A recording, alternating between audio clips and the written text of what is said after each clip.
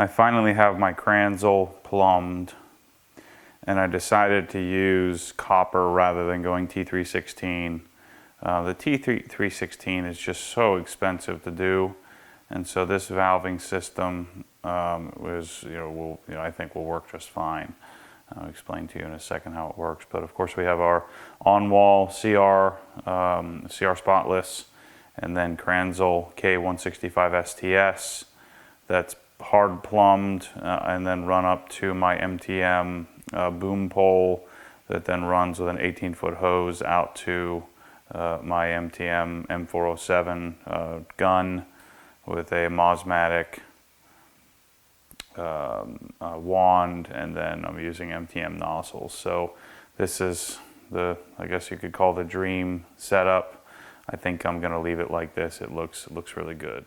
So I have the water comes out the line, out of the bib, we have it pre-plumbed, so we have anti-sweat copper lines that run up and give me the option. Right now it's turned off, so I have the valve off. The valves off that are feeding the CR spotless. So right now water is running directly, so direct tap water runs to the pressure washer.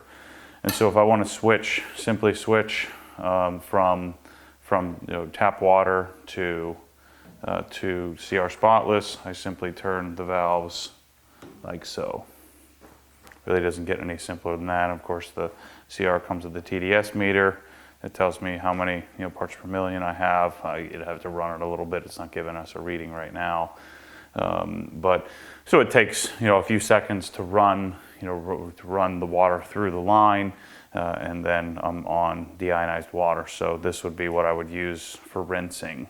I guess if I had something really sensitive, I mean the water here in Florida is not bad. Plus I have a filter on the house, and so I haven't really felt the need to use the resin filters to filter the water for washing. And this doesn't feed my buckets as well, so it's only for pressure washing. So again, most times I would just leave it open like normal and then use it to rinse. The K165 STS is this monster, $4,500 pressure washer, which is a piece of art. Certainly you could accomplish something similar with spending less, but if you want the 911 of pressure washers, this is it. And so when I'm ready to, because it goes into standby, so when I'm ready to use the machine, so normally when I'm done with it, I turn it off and then power the machine up. And then the machine turns off after 30 seconds. And since we're talking about all this stuff, I might as well show you the rest. So here is the Mosmatic boom pole up on the ceiling.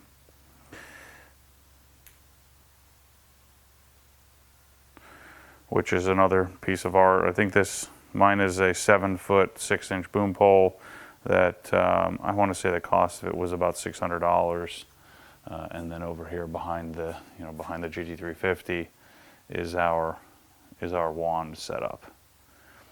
And so I've just developed a relationship. I just submitted my application to become a dealer for MTM. So I'm actually going to be replacing this M407 with a higher end option. And so this, if you haven't watched the other videos, hose comes out, I have a Mosmatic swivel, and then I have a 3/8 to 3/8 female to female quick connect, which I never take this off anyway because it's always under pressure because I have the pressure washer, this on standby, 3/8 inch plug, and then that connects to my wand setup. I think I'm going to transition to an MTM wand, simply because this Mosmatic wand is really, really hard to get. It's just not available, and so it's hard for me to recommend to you guys because you can't get it. Adultmeyer is the only company that sells it, adultmeyer.com, and it's just not you have to have a business tax ID in order to even open an account, and then there's a $100 minimum. And so I'm going to come up with a different solution for that. But anyway, that's the setup for washing. it's awesome, people. I'm telling you. And then of course I have my my sought after Prie hose bib with a really basic 24-inch hot water heater hose that's connected to an Adams fire hot hose nozzle that I use to fill up the buckets here, which is also quick connected, that I can remove and do whatever I want. I usually just leave it hanging. But the key is I wanted this to be really, really solid. And then use Teflon tape on all this stuff to make sure everything's locked up and leak free. So no more hose running through the wall. We have some decent symmetry. You notice we're at an angle here in order to get it into the unit, but I think it looks fantastic. My plumber is really knocked it out of the park. I wasn't even in town when he did it. I told him what I wanted to have done, and he did it exactly. So even though I don't have any copper in here, I'm sufficiently happy with this. The valves are very solid, very tight. I don't have any wiggle or anything like that. That was the key. And so now we have what I would call the perfect setup. I'm going to caulk this. Notice how I have some gaps in the line that runs up through a pole. There's a PVC pipe that runs up through the wall all the way into the attic. That's sealed so that in case there was ever any water, it would basically run out this hole and run down the wall anyway, but a little easier to maintain. Anyway, this is, I guess, the definition of crazy. Stay tuned for more of it. Thanks for watching.